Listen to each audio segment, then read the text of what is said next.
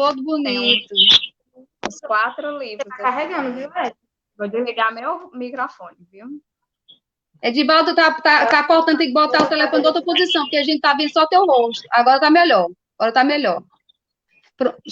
Gente, boa tarde. Nossa, É um prazer estar iniciando agora, nesse momento, o primeiro papo da adoção do CRIA online, substituindo o papo da adoção presencial, que a gente já faz há muitos anos, presencial lá, sempre no primeiro sábado, na sede do CRIA. E agora, por conta do isolamento, isso não sendo possível, a gente resolveu inovar, né? Está todo mundo tendo que aprender, nesse momento de isolamento, a trabalhar com as tecnologias, por isso que a gente já estava apanhando aqui um pouquinho, a gente pede desculpa pelo atraso, mas é um prazer muito grande iniciar essa live, essa primeiro papo da adoção online, com esse tema, sair do abrigo, e agora? Para conversar sobre, nós estamos aqui com o Ed Carvalho, que é um jovem hoje, né, de 18 anos, mas que viveu nas instituições de acolhimento de Teresina. Ele vai contar para a gente sobre a experiência dele. Estamos também com a Joelma Moraes, que é policial militar e é uma trabalhadora em uma das instituições de Teresina, que no caso o Lar da Criança Maria João de Deus, há 17 anos, com muita experiência, mãe por adoção, tem 3 filhos por adoção, e uma apoiadora e militante da causa da adoção e dos direitos de toda criança viver em família, crianças e adolescentes. E também está com a Tassiana Bastos, que eu sempre costumo dizer que é uma madrinha eterna, né? A madrinha afetiva eterna, principalmente dos adolescentes, tem um jeito danado para adolescente, e é uma assistente social muito querida, foi estagiária e assistente social do CRIA. Então, nós estamos aqui com 3 pessoas queridas e empenhadas, e o Ed com a experiência dele. A gente vai fazer 2 momentos. Uma rodada onde cada um vai falar um pouco, depois um segundo momento onde uma pergunta única para os 3, a mesma pergunta, e então a gente agradece a todos que esperaram, apesar desse atraso, pede que todo mundo desligue o microfone para evitar barulho, né, microfonia, e nós vamos iniciar com o Ed. Mas antes, como algumas pessoas aqui podem não conhecer o CRIA, eu quero falar, eu sou Francimélia Nogueira, sou a fundadora e atual coordenadora da instituição. O CRIA foi fundado há 11 anos, a partir da minha experiência pessoal de adoção. A minha filha viveu no Lar da Criança, onde a Joelma já trabalhava, né? E não sei se a Joelma já trabalhava, porque já está com 17 anos. Acho que ela já, né, Joelma? Bom, e após a adoção da Ana Carla, então veio essa motivação para, não ser só resolvemos, a Ana Carla ganhou uma família, mas sim também continuar a luta e buscar junto, agregando amigos, a busca por família para todas as outras crianças que haviam ficado lá nas instituições e as que ainda chegariam, né? O Ed é um dessas crianças que também chegou ao abrigo posteriormente. Então, o CRIA desenvolve várias ações, o nosso carro-chefe é o programa Família Acolhedora, que é uma forma prevista no Estatuto da Criança e Adolescente de acolhimento preferencial ao acolhimento familiar, o que garante que aquela criança fique em família, quando ela precisa se afastar da sua família de origem por medida de proteção, ela continua numa família até que sua situação seja resolvida pela justiça, né, e decida se essa criança poderá ser reintegrada ou não, ou se, então, ela vai para o Cadastro Nacional de Adoção e até, então, receber e passar a constituir uma nova família por meio da adoção. Então, nós vamos iniciar com o Ed, Ed, vou colocando as perguntas e você vai respondendo, tá bom? Depois a gente vai ouvir a Joelma, na sequência a Tassiana. Então, Ed, qual foi assim qual a primeira lembrança que você tem da tua chegada ao abrigo?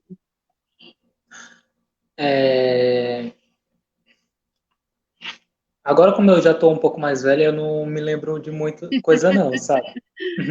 Sim. Mas eu vou tentar resgatar algumas lembranças aqui. Certo. Mas no momento mesmo, de primeiro,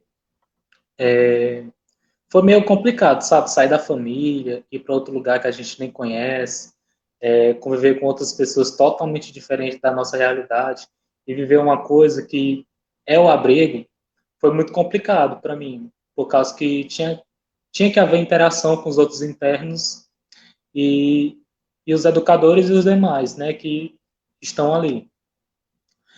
E no começo foi bem difícil, não nego para vocês não. Assim como eu falo assim por todos também, né, que já conviveram esse tipo de situação, que é viver o abrigo. Foi muito complicado. Mas estamos aqui. Uma coisa, por que que você acha que você, que chegou aos 4 anos de idade, ficou naquele abrigo ali até os 12 anos, inicialmente no lado da criança, não é isso? E depois saiu de lá e foi para o abrigo de adolescente. Na tua cabeça passa o quê? De você ter chegado tão pequeno e ter ficado lá por quanto tempo? Por que que você acha que isso aconteceu? É, é uma pergunta meio complicada, mas porque, tipo, eu não sei o motivo de eu ter ficado assim por muito tempo. Por causa que muitas crianças que hoje ainda passam no abrigo, não somente eu, passo por essa dificuldade, né, de ficar por abrigo por muito tempo. E essa transição de um abrigo por outro foi também muito complicado, porque, tipo, eu vivenciei, eu criei um laço afetivo com aquelas pessoas que já estavam no abrigo de primeiro, que é o lado da criança. Eu vivi lá por um bom tempo, como você mesmo disse, dos 4 até os 12, até os 12 anos. E eu criei um laço e tudo, e na hora de eu sair, tentar me desfazer disso, foi muito complicado, por causa que eu não sabia lidar com essa situação, por conta que eu ia começar tudo de novo, fazer novas amizades, conhecer outras pessoas, viver outro ambiente que provavelmente eu ia gostar, eu ia não, e isso me gerou muitos problemas na autoestima, de como eu realmente seria, e foi muito complicado vivenciar essa coisa nova. E respondendo sua pergunta, o motivo de eu ter ficado por muito tempo, eu não sei. Fica uma caixa aberta, por causa que eu era uma criança como toda outra criança, né? E, certo, tinha alguns defeitos que qualquer criança tem, alguns seus defeitos, mas isso não impedia de eu ficar com uma família legal, que eu ia me chamar de minha, né? Então é Eu isso. sei. Então, você via as outras crianças saindo e, na verdade, você não entende por que que, no seu caso, você não saiu, né? Eu via meus amigos indo embora, né? E não conhecer umas pessoas legais, ver uma nova família, tentar se encaixar novamente em outro ambiente, né? De fora do abrigo, tentar se encaixar. E eu via tudo aquilo e eu ficava me perguntando, poxa, todo mundo vai e por que que só eu tô ficando, como você mesmo disse? Todo mundo tá indo, só eu que tô ficando. Isso foi me deixando um pouco, é, tipo, revoltado às vezes, num, no mau sentido, por causa que eu via aquilo, eu não sou muito suficiente, eu me via como uma pessoa que não tinha muito futuro, sabe? E é isso. Você, então, completou os 12, você já colocou que se sentiu triste, né? É complicado para você que já tinha estabelecido os Uhum. laços afetivos no lado da criança e foi para uma outra instituição agora de adolescente. Como é que você se sentiu É, ao chegar lá, e essa saída e essa chegada lá no outro abrigo? essa minha saída, ela foi transitada de sentimentos, né? Porque quando eu ainda estava lá, a Joelma ainda estava lá, né? E ela falou comigo, eu falei com ela, e ela não queria que eu fosse, né? mas, infelizmente, isso estava além dela, isso. Era uma força maior que Eu ela. sei. E, e foi dotada de sentimentos, porque, tipo assim, eu me emocionei por causa que eu também sabia que não tinha como de eu ficar mais lá, sabe? Eu não tinha mais condições. E eu tinha que ir para outro estágio, eu ir para outro lugar. E chegando nesse outro lugar totalmente diferente, que eu não sabia como lidar, foi muito estranho e difícil para mim, por causa que de início, eu não conseguia fazer amizade com ninguém, por eu ser mais novo e por eu não saber como era aquele ambiente. Eu não sabia de como eram as pessoas, de como elas se comportavam ali. E eu ficava com saudades dos meus ex-amigos, né, que eu vivia no passado. Eu ficava com saudade. E isso foi me gerando muita tristeza, porque é normal a gente sentir tristeza por causa daquelas pessoas que a gente gosta, de aquelas pessoas que a gente sentiu o afeto por muito tempo. E era o que eu estava sentindo. E, infelizmente, foi muito difícil de eu tentar me encaixar novamente em outro ambiente. E é isso. Entendo perfeitamente. Assim, você estava ali, construiu vários laços há 8 anos naquela casa, né? E aí, de repente, você tem É, que começar tudo de novo. Assim, te tiraram o chão, é outro rompimento, né, Ed? Né, Ed? É outro rompimento, é verdade. outra tristeza, é uma das coisas assim que a gente tem, muitas coisas que a gente tem que discutir em relação à efetiva proteção das nossas crianças e adolescentes. A gente entende a questão de adolescente e criança, mas tem que ter um formato diferenciado para a gente para as nossas crianças e adolescentes não sofrerem dentro Tanto do assim, sistema de proteção outras violações, né? A gente não provocar a eles outras situações onde eles voltam a serem até aquela situação de sofrimento, de rompimento, como teve aí. Você disse que estava fora do alcance da Joelma, claro, né? Porque lá foi até 12 anos, então aí completou 12, tem que ir para outro lugar. Certo, mas aí, assim, aí você você foi para o outro, completou 18 anos. E como é que foi? Teve nesse período dos dois abrigos alguma situação ou algum serviço, alguma coisa que te segurou mais, que te ajudou a enfrentar isso? E como é que foi a saída?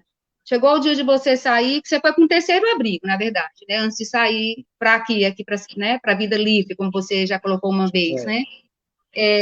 Você foi com o terceiro abrigo. E depois, na hora de sair desse terceiro abrigo, e ter que viver a vida aqui fora. Fala um pouco sobre como é que foi isso para ti, o teu sentimento em relação a isso, as dificuldades, as apreensões, as vantagens. no caso de deixar o abrigo e viver aqui fora, né? Isso. Nesse sentido. Quando eu tinha completado meus 17 anos de idade, eu não tinha nenhuma noção de como eu ia me encaixar na sociedade novamente, né? Ah, mas você fala assim, se encaixar na sociedade quer dizer que você foi preso, algo do tipo. Não, não foi. Então, assim, tipo, encaixar na sociedade, me sentir, falar sobre os costumes, ver como uma pessoa normal dentro daquilo, né? Dentro desse ambiente que era totalmente diferente. E quando eu completei meus 17 anos, eu ficava desamparado, porque eu não sabia para onde eu ia, eu ficava com medo e eu entrei até em crise de pânico por isso, porque eu não sabia lidar com isso. E por muita ajuda de muitos psicólogos, assistentes sociais, e propriamente do outro abrigo que eu estava, como você mesmo disse, eles foram tentando me acalmar e dizendo que não era coisa de outro mundo ou bicho de sete cabeças.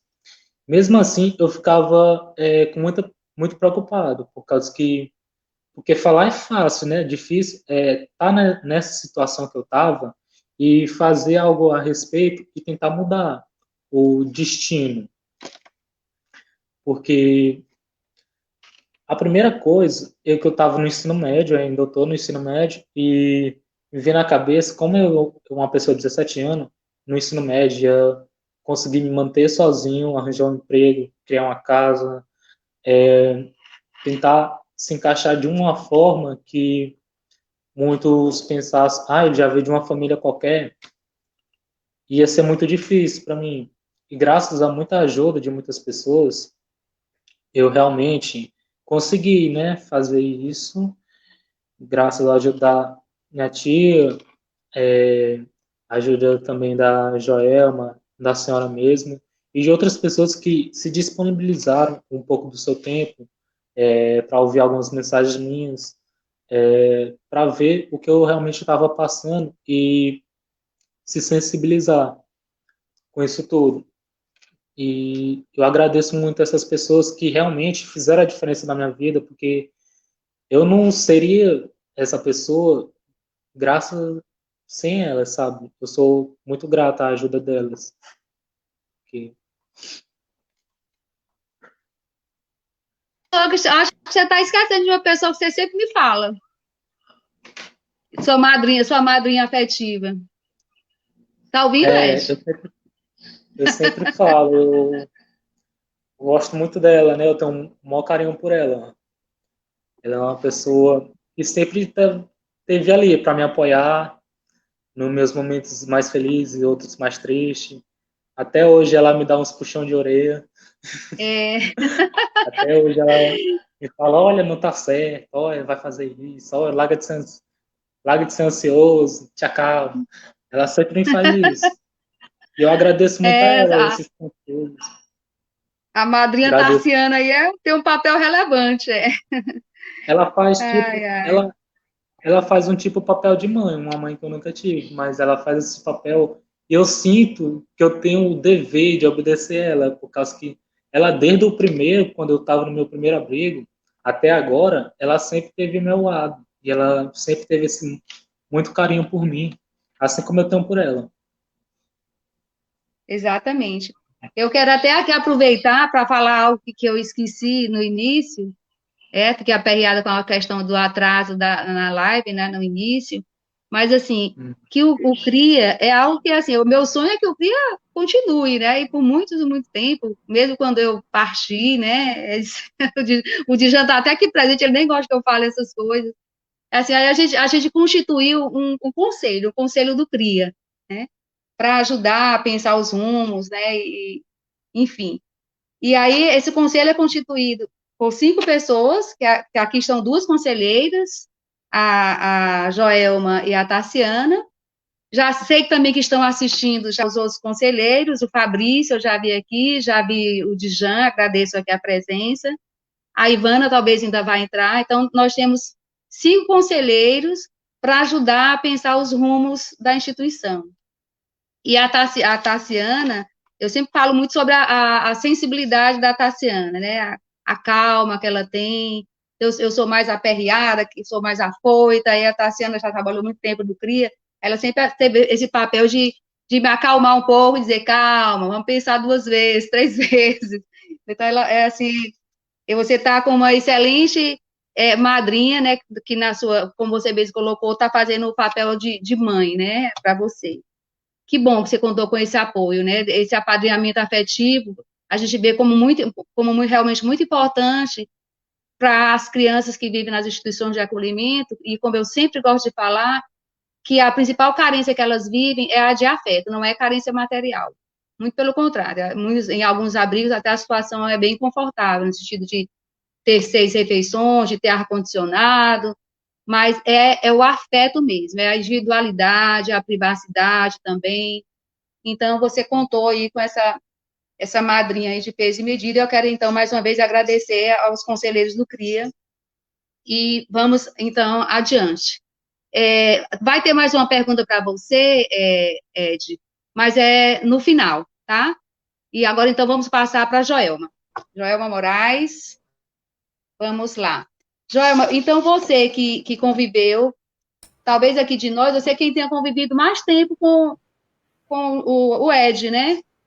E não apenas com o Ed, mas pelo teu trabalho de 17 anos já no lado da criança, como uma pessoa militante da causa, como mãe por adoção, vários Eds, eu até poderia dizer assim, vários Eds já passaram por você, né?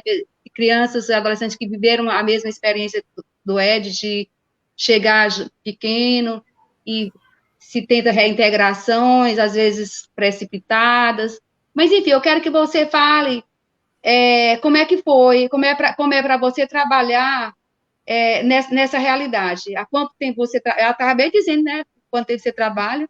Já disse. E, assim, como é que você se sente trabalhando? E o que é que mais te marca nessa realidade de viver acompanhando essas crianças numa instituição de acolhimento? Boa tarde, né? Eu já até chorei aqui, Francimar. Eu percebi teu rosto aí, viu? Se não chorar, não sou eu, né? É. Assim, eu já estou no Lar da Criança há mais de 17 anos, né? Eu já completei 17 anos em fevereiro, que eu estou trabalhando no Lar da Criança. E assim, em relação ao que me marca mais, eu vou citar duas coisas. Eu vou citar uma positiva e vou citar uma negativa também, né? O que, assim, marca mais, não só a mim, mas aos profissionais da instituição lá da criança, positivamente, é quando a nossa dedicação, o esforço, ele culmina no melhor para a criança, que no caso é uma família, né? Uma família, para ele chamar de sua, de minha, como o Edvaldo falou, né? É uma família que possa amar, que possa cuidar daquela criança, independente se ela, da forma que ela vem, se ela é biológica ou se ela veio através da adoção. O importante para nós é que a criança ela tem uma família. E negativamente, é justamente o oposto do que eu falei, né? Quando a criança chega na instituição, nós tentamos dar os encaminhamentos e, às vezes, infelizmente, não conseguimos, né? Não conseguimos uma família para aquela criança. E aí ela tem nem para a família dela biológica e nem uma família adotiva, né? Que foi o que aconteceu com o Ed. Então, essa criança ela tem que ser transferida da instituição, que é para criança, para outra instituição para adolescente. Então, assim, isso é uma coisa muito difícil. Você vê essa transferência, assim, a gente se sente impotente, né? Que por mais que a gente tente, às vezes a gente comete os erros, né? Com o Edvaldo, eu acho que nós erramos, né? E assim, a gente tem que transferir a criança para outra casa de acolhimento. É isso. É muito triste, né? A gente sempre sofre com isso. Joelma, e nesses anos que você, né, já tem mais de 17 anos, em média, quantas crianças você já viu saírem do abrigo de criança, mudando para de adolescente, né? Em média. E dessas crianças, quanto tempo em média elas ficaram no abrigo, no lar da criança, até serem transferidas? Quer dizer, na verdade, a gente está com essa questão refletindo sobre o abrigamento prolongado, né? Nesses 17 anos, eu já vi mais de 100 crianças serem transferidas do lar da criança para outra instituição, né?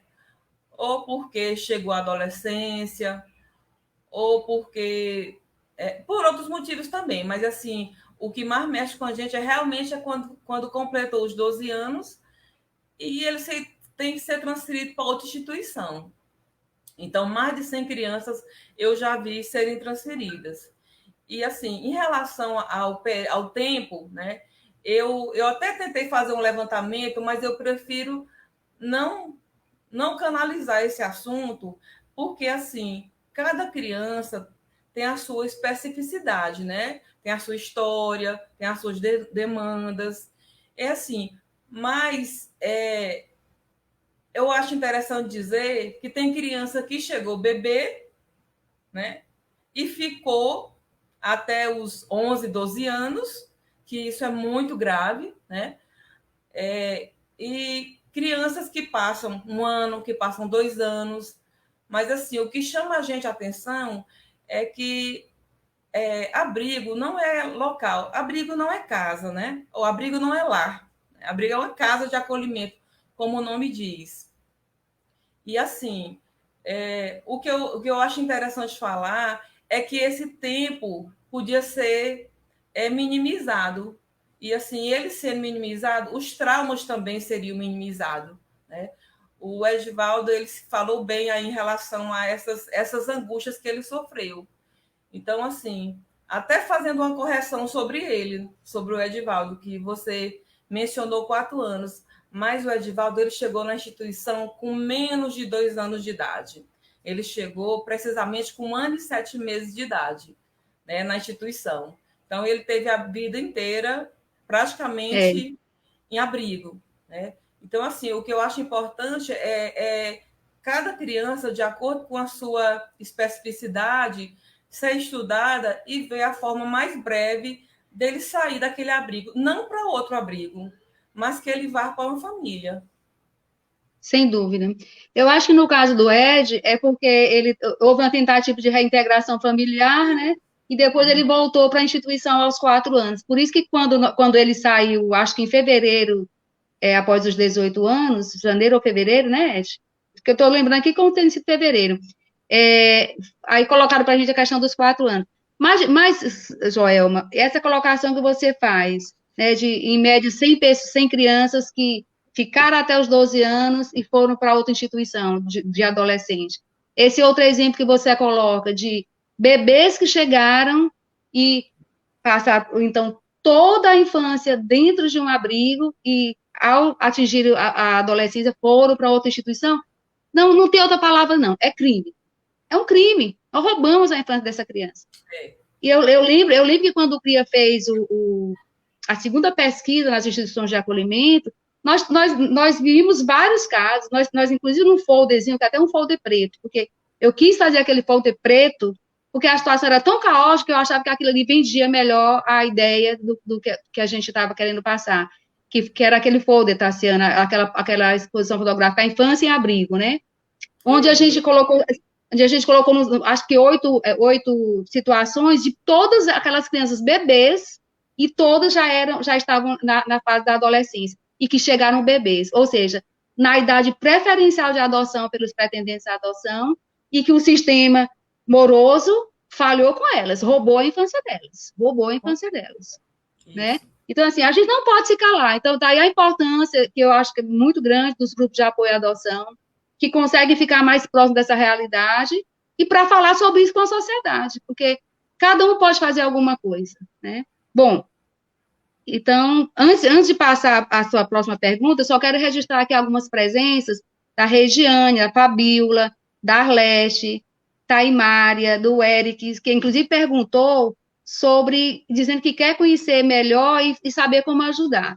Então, eu peço, Eric, que você depois faça contato com a gente, por nossas redes sociais, e para a gente conversar e de ver depois, você já pode ir conhecendo melhor a realidade, e depois do passar do isolamento, ver como concretamente você ser um voluntário, um apoiador mais direto, mais efetivamente das ações em prol das crianças e adolescentes que vivem privadas do direito à família, certo?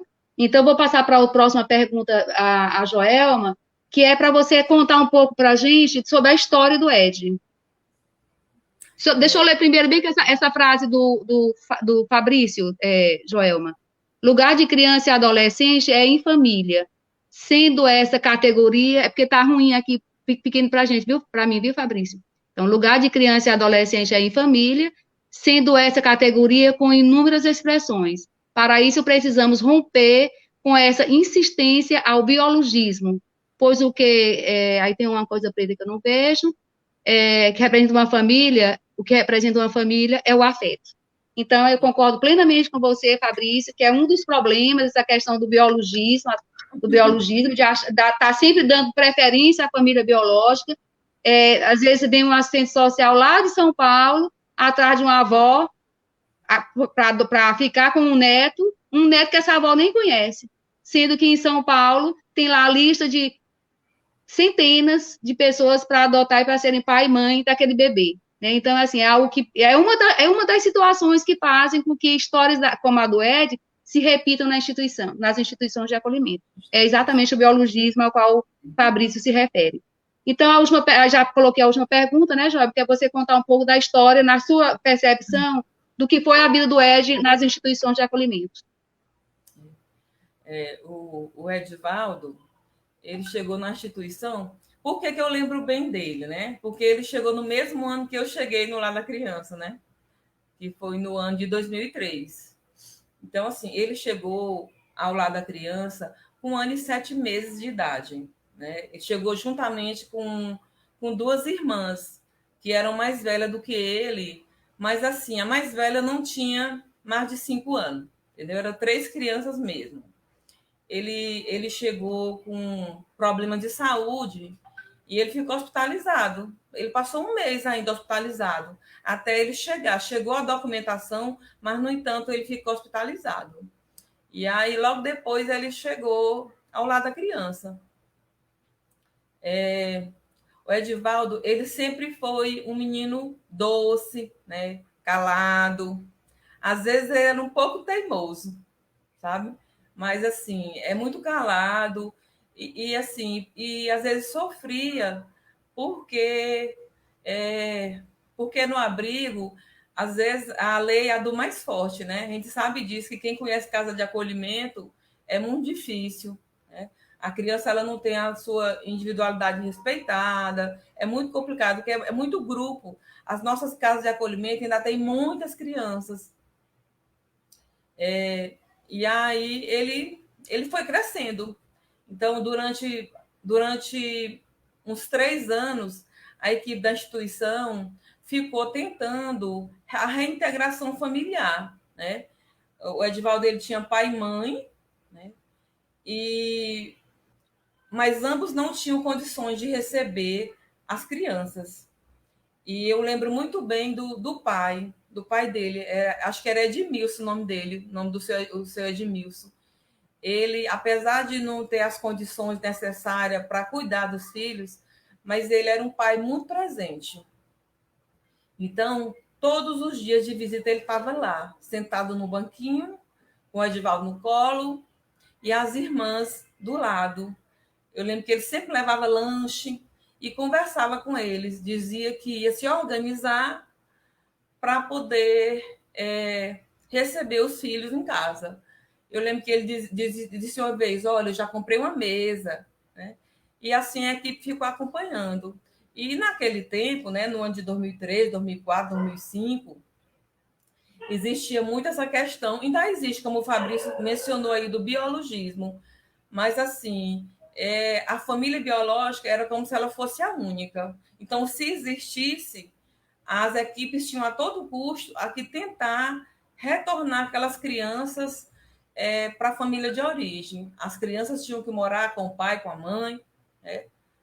E aí isso era muito forte, era defendido com unhas e dentes. E assim, mas na verdade, o pai dele, a gente percebia essa vontade dele. Até que no ano de 2006, ele reuniu as condições de receber os filhos. E começamos um processo de reaproximação, onde as crianças iam ficar nos finais de semana com o pai. E eles começaram a ir 1, 2, 3 finais de semana, estava tudo certo. Lá, naquele momento, era um ambiente saudável, onde existia amor, existia cuidados. E aí, na época, a justiça determinou que as crianças retornassem, né? Com o Instituto Social da equipe, da instituição, do próprio juizado, e deu tudo certo. Então, ia ter o retorno dessas crianças. Só que, mesmo nós já estando com o documento do juizado da infância, nós tivemos uma triste notícia de um problema de saúde do pai dele.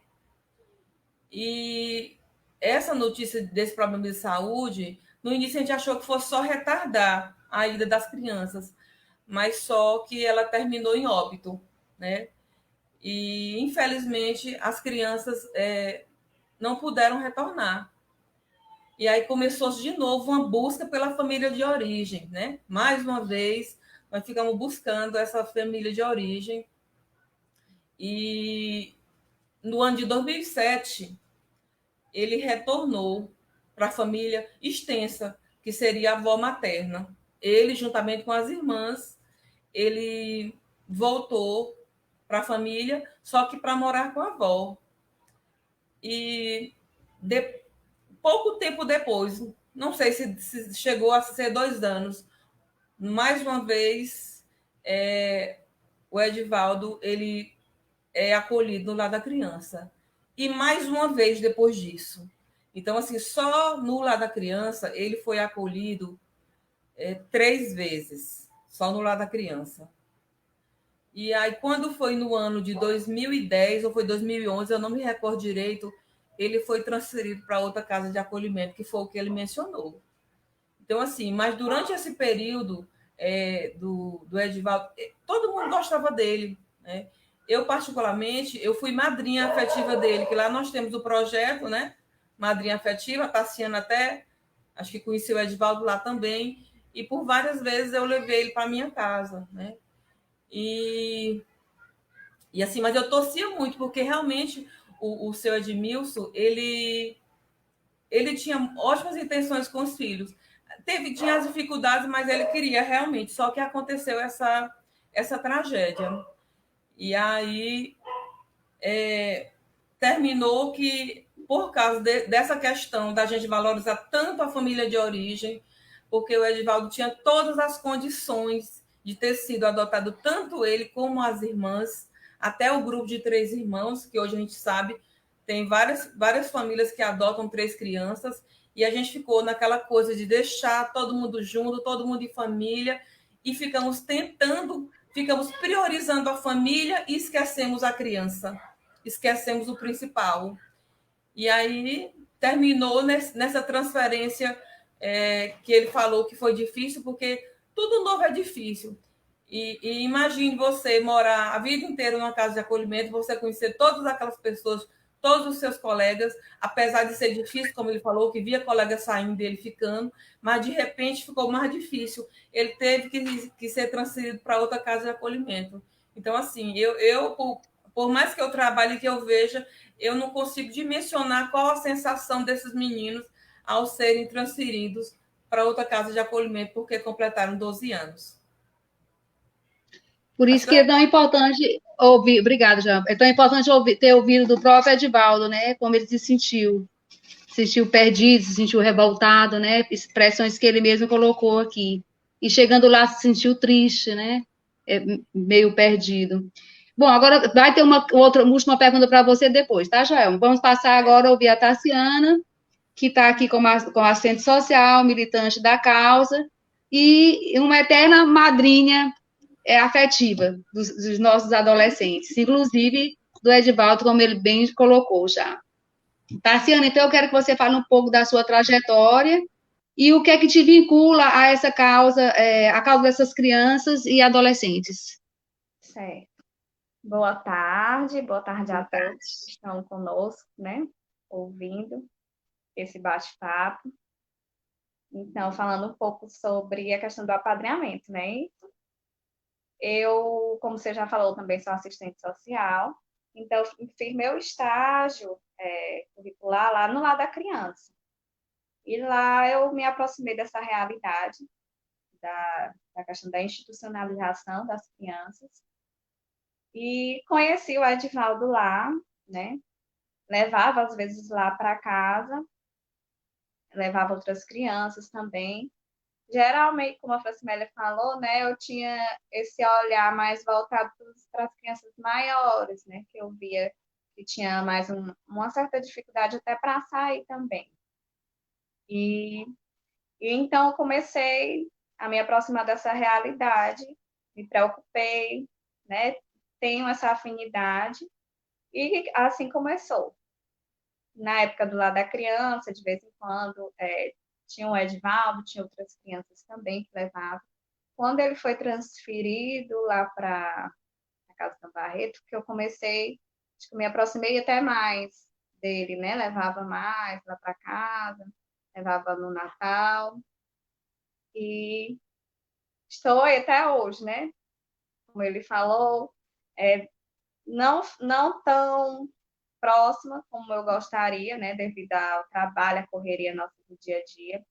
Mas sempre que eu posso, eu converso com ele, pergunto como ele está, dou um puxão de orelha, tenho que dar e tentando estar perto, de alguma forma. Eu lembro, inclusive, Tassiana, do Edivaldo na tua festa de casamento, né? Lá na igreja, na festa, todo bonito lá, Sim, Edivaldo, no dia do casamento da ele Tassiana. foi, sim, casamento. Tinha que ir, né? Ele e a Patrícia, os dois foram, os afilhados. Exatamente, ele é a Patrícia. E Tassiana, e você, como madrinha afetiva de alguns adolescentes, né? Como da Patrícia, que você já colocou também. Eu quero que você fale um pouco mais sobre a importância do apadrinhamento afetivo para as crianças que vivem nas instituições de acolhimento.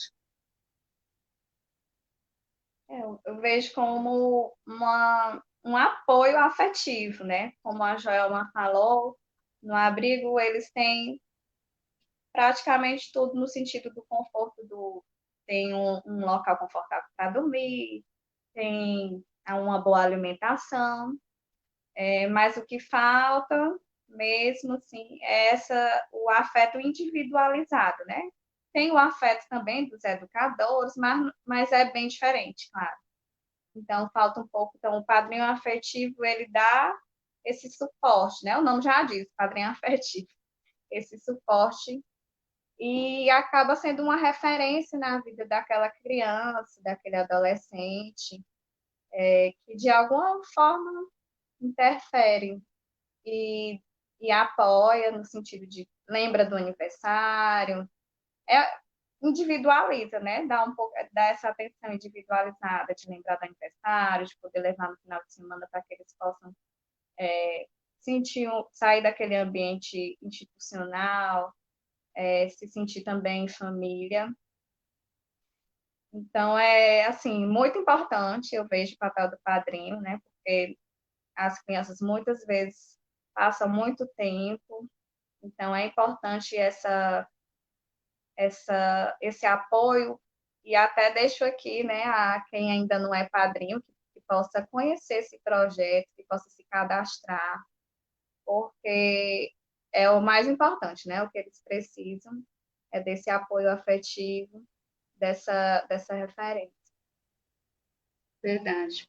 Eu quero, antes de passar para a próxima pergunta para você, Tassiana, só registrar aqui a presença também da Maria de Lourdes, da Nicinha, do Ney, Carlos Ney, que é um amigo de longe que está aqui nos prestigiando, não mora aqui em Teresina. Um abraço, Ney. Vamos lá, então, para a próxima. Como é que foi a presença na tua presença na vida do Ed? Assim, como é que você avalia a tua presença na vida do Ed, especificamente no caso da história do Ed? Eu acho que eu falo um pouco, Além de melhor puxar as até tuas de orelhas, falar. né, Ed? Então, assim, porque nesse momento da saída, eu sei que você teve um papel bem relevante no momento da saída do Ed do abrigo, né? Foi você que, por exemplo, que puxou essa campanha para a gente e que o CRIA assumiu também junto com você para ajeitar o cantinho do Ed morar, não é isso? Sim, é verdade, assim. A gente sofre junto, né? Eu tento não passar muito isso, né, para ele, no sentido de tentar acalmar, de dizer que vai ter uma saída, né? Que ele não vai ficar jogado na rua. Porque a ansiedade é grande, eu até compreendo, né? Ele é muito ansioso, muito, muito ansioso. E quando chegou perto desse momento da saída, que foi quando ele completou 18 anos, foi em janeiro desse ano, ele estava bem tenso, né? Ele teve também o apoio de uma irmã dele, uma irmã mais velha, que apareceu e foi uma pessoa também muito importante, que colaborou bastante, né, com ele, com essa saída dele. E, assim, o que eu pude fazer foi tentar conseguir algumas coisas. Ele ainda tem como se manter, né, de alguma forma, por conta do que o pai deixou para ele. Não é muito, mas já é alguma coisa. Mas foi bem difícil, né? Porque, na verdade, esses adolescentes, por mais que eles tenham uma certa preparação, né? Mas ainda falta muita coisa para que eles possam sair realmente preparado para encarar a vida. Porque não é fácil uma pessoa que vive num abrigo onde seu prato é feito, onde ele precisa de um médico, alguém não encarou a vida só, né? E de repente ter que encarar a vida sozinho. Eu acredito que eu ajudei nesse sentido dele não se sentir só, né? Ele dizia, e sempre ele mandava uma mensagem, quando eu não era me aperreando, era me agradecendo. Me agradecia por estar perto, por ter ajudado, pelo apoio, né? Por me deixar também se sentir tão só e desamparado. Ok, Tassiana. Antes agora a gente vai para aquelas perguntas, a pergunta para os quatro, a mesma pergunta, né? Antes eu só quero registrar também a presença da Maria de Jesus e também uma pergunta que eu acho que a Joelma pode responder rapidinho, que é da Maria de Lourdes, perguntando como ser madrinha afetiva. Boa tarde, Maria de Lourdes. Nesse momento, né, o projeto está meio que suspenso para novos padrinhos, que a gente está no momento de pandemia, então, assim, as visitas, está tudo mais complicado. Mas na hora que acabar este momento, você pode procurar o Lar da Criança e fazer o seu cadastro para você ser madrinha afetiva, viu? Isso, ok. É porque o CRIA apenas é o incentivador do apadrinhamento afetivo. Nós julgamos de muita relevância esse projeto, que inclusive achamos que deveria ser obrigatório em todas as instituições de acolhimento, mas na verdade não é. Depende do gestor, depende às vezes também da comarca, né, do magistrado daquela comarca. Enfim, mas quem executa e quem faz a seleção, todo esse processo, são as instituições de acolhimento. Aqui em Teresina, a Casa Reencontro também, que é um abrigo da prefeitura, tem também o projeto de apadrinhamento afetivo. Mas acredito que nesse momento está na mesma situação, né? Só no pós-isolamento. Gente, agora, Ed, com você, tá? Assim, se você pudesse fazer algo, mudar algo, para garantir que a sua história não se repita com outras crianças, né? Não venha se repetir com outras crianças, o que é que você mudaria? O que seria? Se você pudesse dizer, eu quero mudar isso bem aqui para evitar que outras crianças passem pelo que eu passei. O que é que você faria? Que sugestão você nos dá?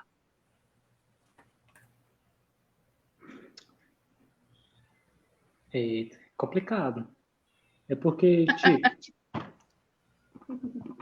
é uma pergunta, assim, que mexe muito com a cabeça da pessoa, por causa que, tipo, eu passei por muita coisa. Tem gente que ainda emprego ainda passa também por muita coisa. E se eu fosse nomear aqui, ia ser muita coisa, mas a principalmente dela é como vocês já citaram aí, o laço afetivo de alguém para chamar de seu, de família. Porque como a tia mesmo disse, minha madrinha afetiva, a Tassiana, e a senhora mesmo, o lugar de uma pessoa, de qualquer ser humano, é entre outros seres humanos e com a família, né? Com a família, que todo mundo gosta de ter aquele laço familiar. E eu queria que muitas instituições adotassem esse incentivo, porque é muito ruim se sentir assim, preso, sem laços, se sentir solitário. É muito difícil. E como eu não gostei, eu não quero que ninguém passe por isso também.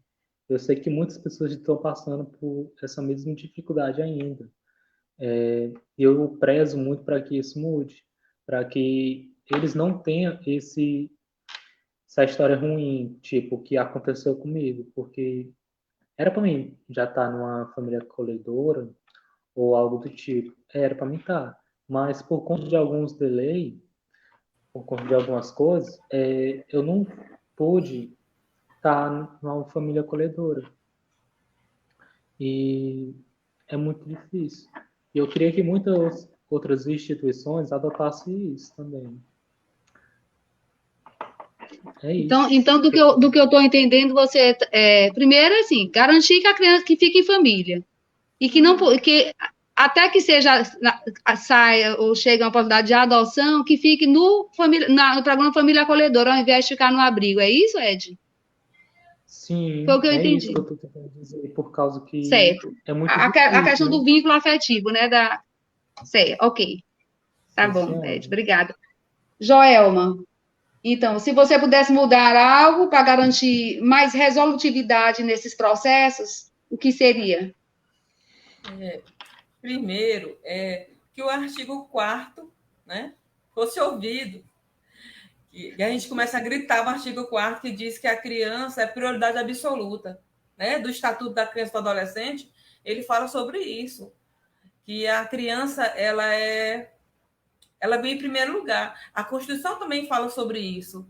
Só que, infelizmente, isso não acontece. O Edivaldo aí, por mais que eu trabalhe há 17 anos, que eu vejo isso todo dia, mas ele me ensinou várias coisas aí. Então, assim, nós temos aí um adolescente, um jovem, na verdade, um jovem, que está dizendo que não é para ele ficar no abrigo, entendeu? Ele não quer ficar, entendeu? Que a gente não cometa esse pecado, né? Que os prazos sejam seguidos, né? E que todos os órgãos que faz parte da rede da infância, né? As equipes das instituições, do juizado da infância, dos CRAS, que eles realmente eles olhem para a criança como prioridade. Porque se isso acontecer, não vai acontecer mais o que aconteceu com o Edivaldo. Então é isso que eu acho que tem que ser colocado em prática o artigo 4º do ECA, certo? Ok, Joelma. Acontecer, Tassiana. mais nada. Cumprindo a lei, né, Joelma? É isso mesmo, concordo com a Joelma, né? É cumprir, né, o que está escrito, se cumprir o que está escrito. Hoje já tivemos muitas conquistas, né? Que eu digo assim, no ECA, em relação a prazos, que antes que era de 2 anos, já diminuiu, não foi? Já tem prazo para o estudo dessa família, para que seja feito esse retorno, essa reintegração.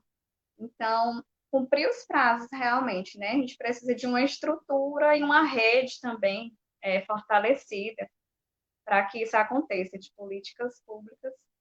Primeiro, assim, tenta a família, mas a gente sabe que por conta das várias vulnerabilidades que essa família tem, a reintegração ela é bem difícil, ainda mais quando se trata também questão de drogas, né, da dependência química dos genitores, que a gente sabe que é um dos principais fatores. Pelo menos na época que eu estava no lado da criança, que eu acompanhava, que a gente fez um estudo, levantamento, a maioria dos motivos era por conta disso, da dependência química dos genitores, e que é algo que não é fácil de você conseguir reverter, né? Então, tem que ter realmente uma rede muito estruturada para conseguir. Enquanto isso, aí ficam tentando, né? E aí a criança vai crescendo, porque não tem essas políticas, atualmente a gente não tem no Brasil, né? Essa rede fortalecida para que possa dar uma resposta rápida para aquele problema. E aí a criança tem que ter uma alternativa para aquela criança, para que ela não seja a vítima, porque a criança que fica presa, vamos dizer assim, porque eles se sentem presos, né? Eles ficam, Sentem. é como se fosse uma prisão, não é, né? Perdão pela, é forte a, é forte a comparação, mas eu sei que eles se sentem assim, né? Como se fosse porque eles que estão pagando, eles que pagam o preço pelo que aconteceu, pelos problemas, pelas vulnerabilidades. Então, se pudesse mudar, era que a gente tivesse realmente políticas públicas que fizessem valer, né? Que a prática tivesse que, se fosse cumprir todos os prazos, se fosse tudo certinho, seria uma maravilha. Talvez, Ok, né, a gente tivesse uma realidade bem diferente. ok. E como o Fabrício falou também, colocou, né, essa questão de que da gente lembrar o afeto acima de tudo. Né? A primeira coisa que eu acho que tem que ser avaliado quando uma criança chega e para a reintegração familiar, existe afeto, né? Tem um vínculo afetivo dessa criança, dessa família, tem algo ou não? Como é esse vínculo, né? Porque insistir num biologismo que nem sempre, como a gente está vendo, né, não dá certo. E a gente sabe que essa criança ela pode ter uma oportunidade numa família, tem várias famílias cadastradas, a gente sabe, né, no Cadastro Nacional de Adoção, esperando uma criança para ser amada também. O perfil, a gente sabe que tem também essa questão do perfil, mas eu acredito que já mudamos, já avançamos muito também nisso, né? Muitos preconceitos já foram rompidos, porque antes só queriam bebê, agora já aceitam de 3, 4 até 3, 4 anos, grupos de irmãos, tudo por conta desse trabalho que vem sendo feito pelos grupos de apoio à adoção, como é feito do CRIA, por todo o trabalho, por mostrar, né, para a sociedade, olha, existem crianças crescendo em abrigo, né? Existem crianças, existem. Então, é isso, dá visibilidade, né, para elas, que muitas vezes Tassiana. não esquecidas, tá? Dá visibilidade. Diga, Joelma.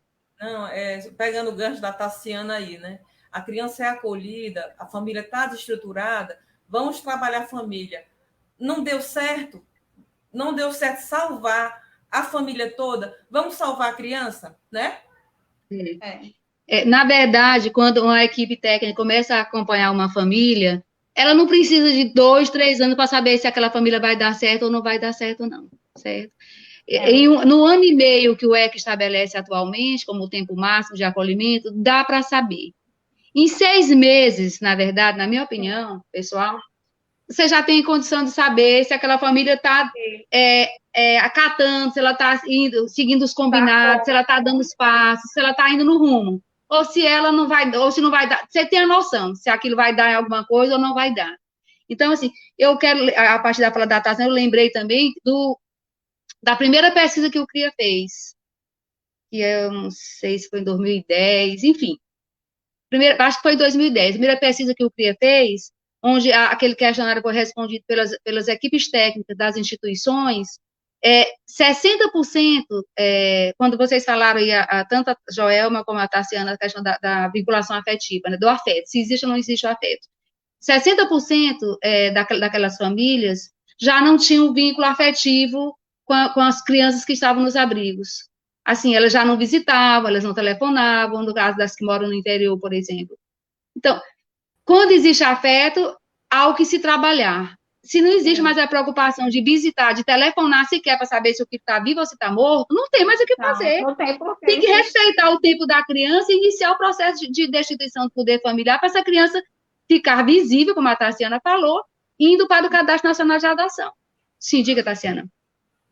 Não, como eu falei, só estava completando aqui, que não realmente não dá para insistir, né? Que dá para perceber, então só concordando. Dá para perceber, correto, ok.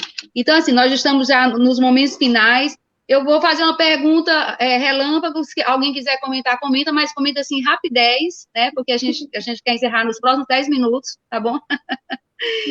Que é assim, o nome da live é Sair do Abrigo, e agora? Sim, tudo bem, porque nós estamos falando aqui muito na questão de quem está no abrigo, de como eles sofrem por estar no abrigo, o que é que tem que ser feito para aquela criança ter uma família e sair de lá no tempo da lei. Mas, e nos casos dos EDs da vida? Completei 18 anos, saí do abrigo, e agora? Quem quer falar rapidez? Rapidinho. Francimélia, primeiro, né, as instituições tinham que preparar esse adolescente de verdade, né, para esse novo mundo. E assim, mas quem está preparado para sair de casa aos 18 anos? Eu não estava, né? Quem está preparado aos 18 anos para sair de casa? Principalmente a criança, uma pessoa que passou a vida inteira numa casa de acolhimento, onde tudo é entregue na mão, entendeu? Quando ele vai para um lugar, tem um carro para levar, onde ele não vai no supermercado, ele não abre uma geladeira, a comida dele vem o prato ali no ponto, entendeu? A criança, ele vai crescendo e ele não aprende a se virar. Então, isso precisa mudar, né? Principalmente quando ele está na adolescência, porque ele precisa ser preparado para esse novo mundo. E assim, mas ele tem condições de ter um espaço para ele, né? Uma pessoa que passou a vida inteira numa instituição, ele tem condições de ter esse espaço. Então, que o poder público, né, juntamente com as ONGs, com o CRIA, né, com carinho nessa situação e que existam estruturas para receber esses jovens depois que eles completam 18 anos. Deixa eu dar uma palavra. Tassiana... Pois não, Ed. A fala é toda sua. Diga, Ed. Retomando aí que a Joelma disse também, como ela já mesmo falou, né? A instituição, ela tem que dar esse apoio para o adolescente. Eu mesmo, quando eu completei meus 17, 18 anos, quando eu estava ali prestes a sair, eu já criei a iniciativa, né? Eu falei para o coordenador do abrigo que eu estava, para mim aprender alguma coisa, porque se eu não fizesse nada, vivesse ali tudo, que eu já tinha tudo na mão, se eu não aprendesse alguma coisa, eu não sabia viver ou praticar alguma coisa no mundo lá fora. Por causa que, como a Joana mesmo disse, já tinha tudo na mão. E ia ser bem complicado. Então, eu criei essa iniciativa. E uma vez também para os coordenadores, né, dos abrigos de Teresina e de ao todo o Brasil, né, que eles têm que tomar essa iniciativa de ajudar o adolescente quando ele estiver nesse período de sair do abrigo, né. A gente tem que dar esse olho, dar esse olhar e priorizar ele por causa que ele já está quase chegando à maioridade, porque graças a Deus que eu tive a tia, a minha madrinha afetiva na minha vida, e também algum apoio de alguns funcionários do abrigo, porque eles me incentivaram e eles me apoiaram a minha saída, né, do abrigo de uma forma muito eficaz, porque se eu tinha tudo para crescer uma pessoa revoltada, para crescer uma pessoa que entrasse para o mundo do crime e para o mundo das drogas. Eu tinha tudo para fazer isso, mas não, eu segui para outro caminho, eu segui para o caminho oposto, o caminho que para mim seria o certo, que é o certo, que é de ser uma pessoa decente e se encaixar na sociedade de uma forma muito boa. E foi isso que eu tentei fazer e consegui. Que bom, Ed. A gente fica muito feliz por isso, né? A gente sabe que é a cada dia um passo, né? Tem as dificuldades, a gente sabe disso, né? Mas você está firme aí, conseguindo, né? Com todo o apoio, e que bom. E a gente está aqui para isso, para ajudar, sempre que for necessário, né, Tassiana? Alguém quer colocar mais algo acerca? Tassiana? Ok. Então, gente, a gente vai encerrar. Eu só quero também registrar a presença aqui da Alice e da Helenice. Já até fizeram comentários aí, elogiando. E só encerrar colocando também o seguinte, e sair do abrigo, e agora? Então, a minha colocação de que concordo plenamente que é preciso haver um trabalho de toda a rede, e, claro, mais centralizada nas equipes das instituições de acolhimento, no sentido de preparar esses adolescentes para essa saída, uma preparação gradativa. Na verdade, é uma preparação que deve começar na infância, onde a rotina dos abrigos ela precisa ser repensada, a rotina, no sentido de envolver cada criança na sua faixa etária para aquela possibilidade. Assim como uma mãe dentro da sua casa, a criança já tem a idade de dobrar um lençol, arrumar uma cama, ela dobra um lençol, arruma uma cama. A criança já tem idade de tirar a mesa, colocar as coisas na pia. Então, a cada faixa etária ser dada aquela competência de acordo com aquela possibilidade. E na adolescência, mais ainda, né? De uma criança de ir para a cozinha, aprender a fazer algo na cozinha, para se virar, dela lavar suas calcinhas, lavar suas cuecas, de ajudar, de aprender a passar uma roupa, de aprender a lidar com dinheiro, de ajudar, ver se é possível ir ajudar a fazer as compras daquela instituição, para aprender como é essa relação, os custos, enfim, se aproximar o mais da realidade de uma família para preparar essa criança para a vida lá fora. A linha, é claro, da tentativa de profissionalização desse adolescente. Aí tem outras duas situações, possibilidades, que a legislação prevê, como, por exemplo, a República. Existe na legislação do Plano Nacional de Convivência Familiar e Comunitária que um jovem, ao completar 18 anos, ele, como a Joelma disse, está preparado para ir lá para fora e se virar sozinho? Não está, né? Mas no caso, aí ele precisa, ele não tem a família para ele recorrer, ele precisa. Então, existe a figura da República, o que é que significa? É uma gestão compartilhada, onde ainda tem a presença do Estado, no Estado aqui no sentido da pessoa, do poder público, né? Seja Estado, seja município, e aqueles 5, 6 jovens morando naquela mesma casa, com ajuda ainda na parte pensando, ajudando naquela administração daquela casa, mas indo soltando ao máximo esses jovens para eles já se virarem sozinhos naquela república, onde então já procura o trabalho, etc. E cada um, quando vai conquistando sua autonomia, vai saindo daquela casa e deixando aquela vaga para um outro jovem que está saindo do abrigo. E existe uma outra alternativa que está sendo discutida, que eu acho, inclusive, mais interessante do que a República, que é o programa Família Acolhedora para jovens, não apenas para adolescentes, para crianças e adolescentes, mas também para jovens, até que eles conquistem a autonomia deles. Que aí esse jovem, ao invés de estar numa casa só com outros jovens, ele estaria na casa de uma família e também já lidando e tendo a questão afetiva e aprendendo a viver sozinho para depois, enfim, conquistando a sua autonomia. São alternativas que nós, como pessoas engajadas nessa causa, precisamos provocar a discussão, talvez abrir depois um debate só sobre isso, família acolhedora para jovens e essa questão da república, né, que a gente já está, existe uma discussão de que talvez a Prefeitura Municipal de Teresina já está pensando nisso, em abrir uma república aqui em Teresina, o que é muito bom, e a gente também pode depois discutir melhor sobre a questão do família acolhedora para jovens, não só para adolescentes.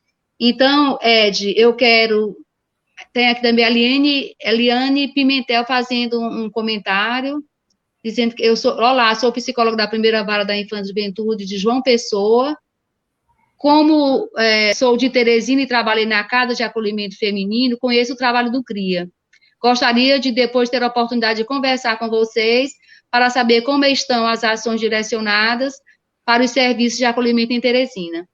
Ok, Eliane, você pode nos procurar através das redes sociais do CRIA, também você pode me ligar, eu não sei se você tem como anotar agora, vou dar o telefone aqui ao vivo, 99918448, e a Sara depois pode... A Sara escreve aí os telefones do CRIA, que eu nunca sei de qual. Repetindo, 99918448, Eliane, você pode fazer contato comigo depois. E agradecer muitíssimo a vocês, a todos que estiveram até agora nos acompanhando, agradecer ao Ed, gostei muito, você fez todo um esforço de ir até o CRIA hoje, né, para garantir que não tivesse nenhum problema com a internet. Tem também aqui a Rita Lisboa, né, participando da live, acabei de ver o nome dela. Foi muito bom, seus comentários, eu tenho certeza que serviu para nós aqui, da equipe, a gente pensar, você vê que a Joelma até chorou, porque ela é chorona, mas, assim, com certeza serviu para todas as pessoas que acompanharam essa live a pensar, né, de tudo que você sofreu, do sentimento que você relatou aqui para a gente, de como é importante o nosso trabalho para que a sua história não se repita com outra... O Fabrício está aqui rindo das minhas coisas, ó. Não se repita com outras crianças, viu, Ed? E com outros adolescentes. Inclusive, a gente conta com você para ajudar nisso. Você agora, como um jovem que viveu tudo isso, você é uma pessoa que pode ter um peso muito importante para ajudar nessa causa. Porque você que viveu na sua pele vai poder nos conduzir, nos mostrar situações que a gente pode tentar implementar. Você, então, tem uma importância muito grande no CRIA e nesse trabalho, nesse momento, tá bom? Agradecer muitíssimo a Joelma, nossa conselheira, e a nossa outra conselheira, Tarciana. Vocês foram brilhantes, estamos juntos. Um beijo para todos e agradecer mais uma vez a todos que acompanharam até agora e até a próxima live, gente. Primeiro sábado de setembro, né? Beijos. Obrigada. Beijo. Rita Lisboa, um abraço. Tchau, gente. Fabrício, todo mundo. Tchau.